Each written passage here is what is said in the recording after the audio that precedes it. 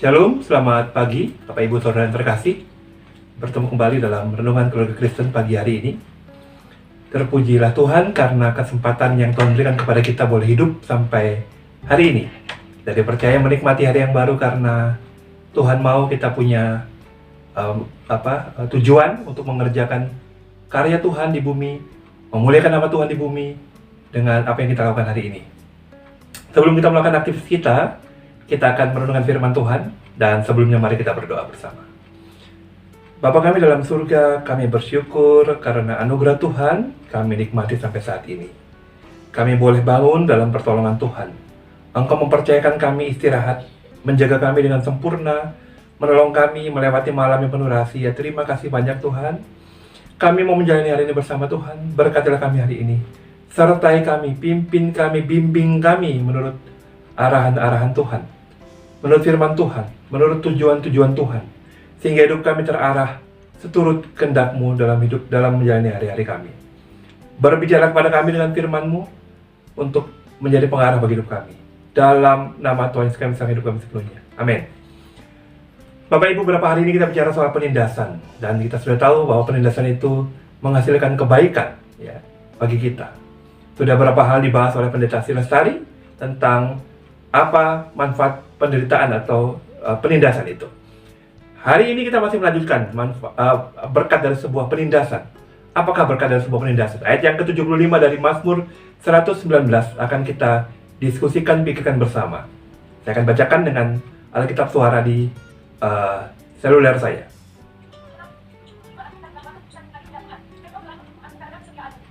Aku tahu bahwa kepusatmu adil ya Tuhan. Engkau telah menghukum aku karena kesetiaan-Mu. Bapak Ibu Saudara yang terkasih, penderitaan itu baik. Penderitaan itu mendatangkan hal yang baik. Apa kebaikannya? Kita bisa menikmati kesetiaan Tuhan. Dengan penderitaan kita bisa tahu bahwa Tuhan itu setia.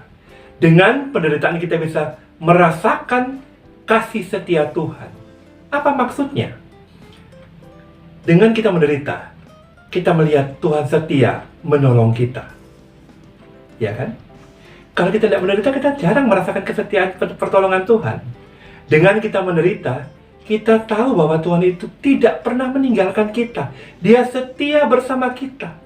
Dia setia menguatkan kita. Dia setia memampukan kita menjalani penderitaan itu.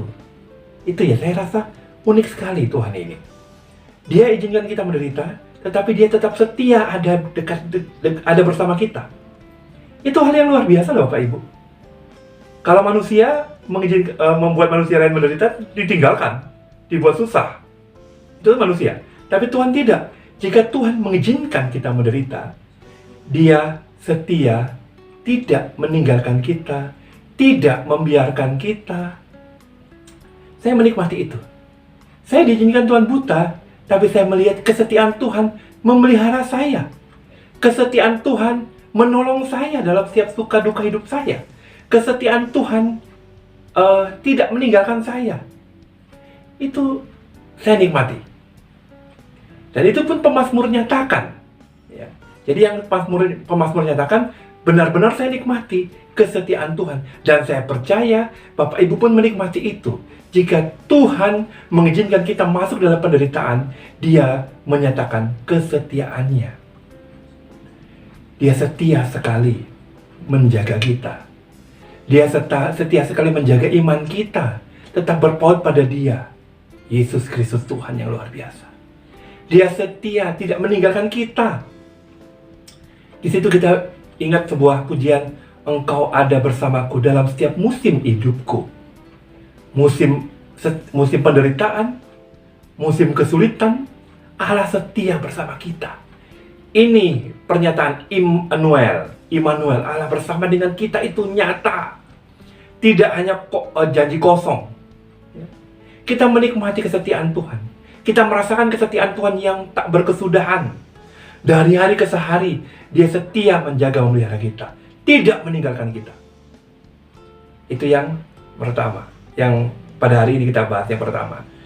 Penderitaan, penindasan itu baik Karena dengan penindasan itu atau penderitaan itu, kita bisa merasakan kesetiaan Tuhan. Kita bisa menikmati kesetiaan Tuhan. Kesetiaan Tuhan dinyatakan bagi kita. Kita tidak hanya bisa melihat penderitaan itu, tapi kita juga merasakan kesetiaan Tuhan.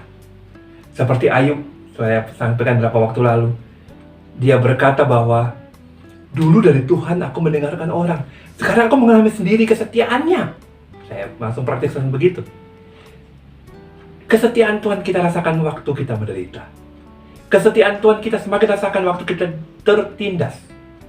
Jadi penindasan, penderitaan itu baik, karena kita semakin tahu bahwa Tuhan itu benar-benar setia.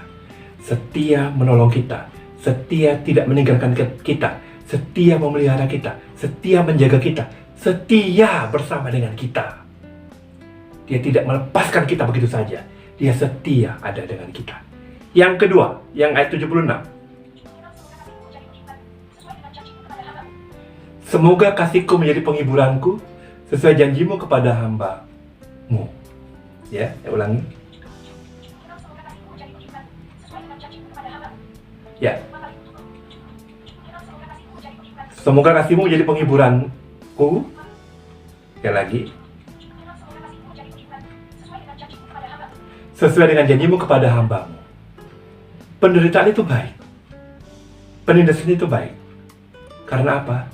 Karena Tuhan selalu ada menghibur kita.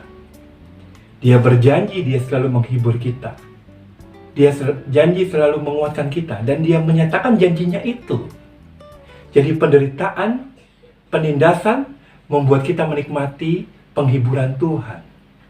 Membuat kita menikmati kekuatan yang Tuhan nyatakan dalam diri kita. Kita bisa melewati penderitaan bukan karena kekuatan kita. Kita bisa melewati penderitaan bukan karena kemampuan kita. Kita bisa terhibur karena penderitaan bukan karena kita yang menghibur diri kita. Bukan. Kita mau cari penghiburan dimanapun tidak akan dapat. Penghiburan, kekuatan, itu kita dapatkan waktu kita menderita. Karena memang Tuhan yang nyatakan. Tuhan menepati janjinya. Jika kita dimasukkan atau diizinkan Tuhan masuk dalam penderitaan, Dia menghibur kita. Dia menguatkan kita. Kita bisa kuat sampai hari ini, itu karena penyataan penghiburannya. Dia tidak menjanjikan janji-janji palsu atau PHP pada bahasa modernnya. Dia tidak memberi pengharapan palsu. Dia bukan pemberi harapan palsu. Dia pemberi janji yang ditepati. Dia menghibur kita, ya. Aku akan menghibur engkau, aku menguatkan engkau. Dan benar dia lakukan itu. Kita menderita, dia terus hiburkan. Kalau kita berduka cita, selalu ada kalimat Tuhan menghibur. Penghiburan itu bukan kata-kata kosong sebenarnya. Penghiburan itu nyata Tuhan berikan kepada orang-orang yang berduka cita. Penderitaan yang menderita.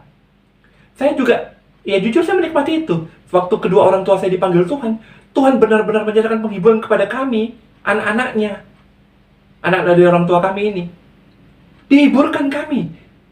Sepertinya Tuhan bermain dengan cara yang gelap ya. Dengan senyap. Tuhan bermain dengan cara yang senyap. Sepertinya dia diam-diam saja, tapi tidak. Allah itu menghibur kita, menguatkan kita menjalani hari-hari yang sulit. Ya, sulit sekali hari-hari itu. Dia menghibur, menguatkan kita, memberi kita kemampuan menjalani penderitaan itu. Allah itu bertanggung jawab. Allah bertanggung jawab menghibur kita. Seperti janji Tuhan Yesus waktu akan meninggalkan bumi ini, ya. Dia mengatakan, menjanjikan memberikan roh penghibur, ya. Yaitu Roh Kudus. Apalagi sekarang itu ya, istilahnya Roh Kudus yang nyata bekerja. Itu membuktikan bahwa Allah memperhatikan, memikirkan kita. Penghiburan terus diberikan kepada orang-orang yang berduka cita. Penghiburan terus diberikan kepada orang-orang yang menderita. Penghiburan terus diberikan kepada orang-orang yang tertindas. Dinyatakan penghiburan-penghiburan. Kekuatan-kekuatan yang dimunculkan dari dalam. Ya. Penghiburan dari dalam diri kita, di mana sudah ada Tuhan Yesus, ada Roh Kudus. Penghiburan itu muncul dari dalam. Kekuatan itu muncul dari dalam, Tuhan nyatakan. Jadi, penderitaan, penindasan itu baik.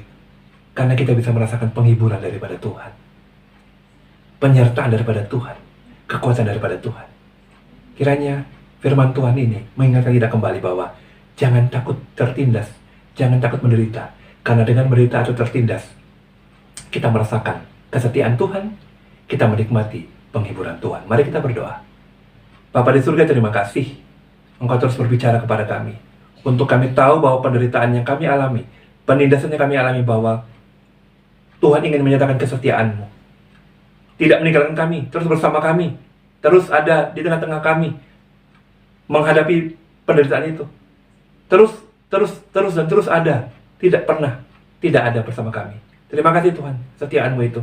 Kami juga menikmati penghiburan Tuhan. Terus Engkau beri kami kekuatan penghiburan dalam menghadapi penderitaan.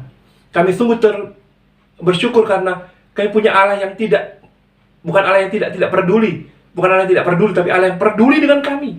Allah yang mengerti tentang kami. Sehingga terus penghiburan itu diberikan kepada kami. Terima kasih Yesus, terima kasih. Kami bersyukur punya Allah yang memperhatikan kami. Tuhan yang memperhatikan kami dengan sempurna. Kami menjalani hari ini Tuhan, berkatilah kami, sertailah kami. Terus hibur kami dalam menghadapi setiap kesulitan-kesulitan yang ada dalam hidup kami. Kami bersyukur untuk hari ini, dalam nama Yesus kami berdoa. Amin. Bapak Ibu Saudara, lanjutkan aktivitasmu dengan penyertaan Tuhan, dengan kasih setia Tuhan dan penghiburannya. Nikmatilah penderitaan yang kau alami, dengan meyakini bahwa Tuhan setia dan Tuhan menghibur. Terimalah berkat Tuhan. Tuhan memberkati engkau dan melindungi engkau. Tuhan menyinari engkau dengan wajahnya dan beri engkau kasih karunia. Tuhan menghadapkan wajahnya kepadamu dan beri engkau damai sejahtera. Sekarang seterusnya sampai sepanjang masa. Amin. Tuhan Yesus memberkati Bapak Ibu Saudara sekalian. Selamat beraktivitas. Shalom.